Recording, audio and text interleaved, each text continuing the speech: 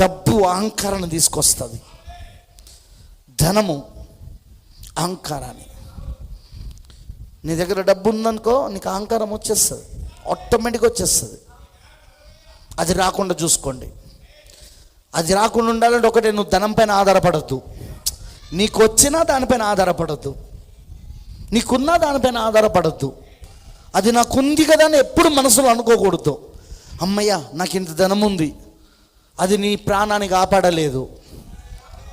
అది నువ్వు చనిపోతుంటే నీ ప్రాణాన్ని కాపాడలేదు.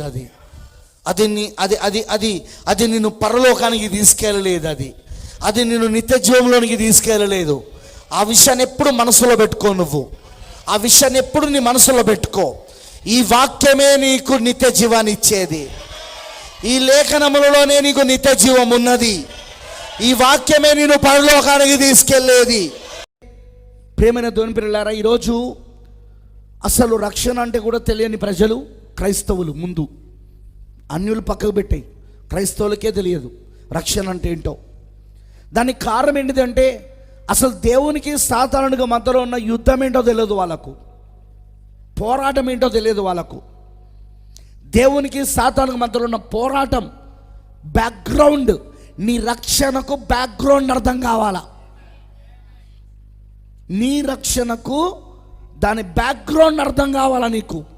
అసలు దేవుడు నీకు ఎందుకు రక్షణ ఇవ్వాలనుకుంటున్నాడు, నువ్వెందుకు రక్షణ పొందుకోవాలి, ఈ రక్షణ వెనకాల ఉన్న ఉద్దేశం ఏంటి, రక్షణ ఎలా పొందుకోవాలి, ఇవన్నీ కూడా నీకు అర్థమైతేనే నువ్వు రక్షించబడ్డావా లేదో నీకు అర్థమవుతుంది. లేకపోతే అర్థం కాదు. దీవించడం అంటే నా ఉద్దేశం డబ్బులతో నింపడం కాదు.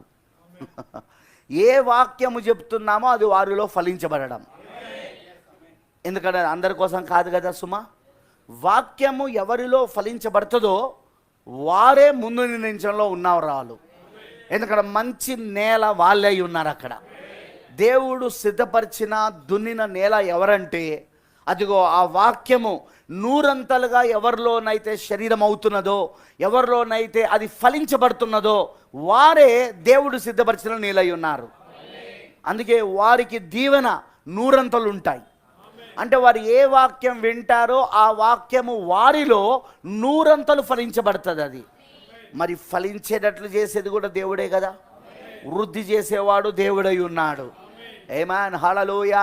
పద్ధతి, ఆ సిద్ధాంతం అది తప్పని చెప్పినంత మాత్రాన, అది వాక్యానికి వ్యతిరేకంగా ఉన్నదని వాక్యంలో చూపించినంత మాత్రాన ఆ వ్యక్తిని పట్ల నువ్వు ద్వేషాన్ని పెంచుకోకు. ఎందుకంటే నువ్వు వాక్యం పట్ల ద్వేషాన్ని పెంచుకుంటున్నావు, వ్యక్తిని పట్ల కాదు. ఇక్కడ అతను చెప్తున్న వాక్యాన్ని బట్టి నువ్వు అతనికి ద్వేషం పెంచుకుంటున్నావు. అతను చెప్తున్న వాక్యాన్ని బట్టి అతని పట్ల నీకు ద్వేషము, దూషణ మొదలైంది. జాగ్రత్త. ప్రార్థన చేసినప్పుడు యథార్థత ఉండాలి.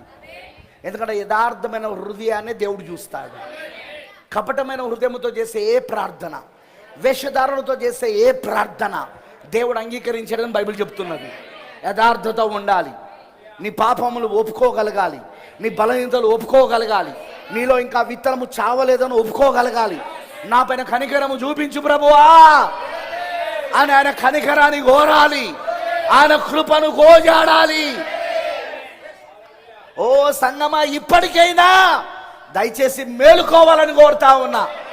ఇప్పటికైనా మేలుకోనండి. ఇప్పటికే చాలా ఆలస్యం అయిపోయింది. యథార్థత కలిగి ఉండండి ప్లీజ్.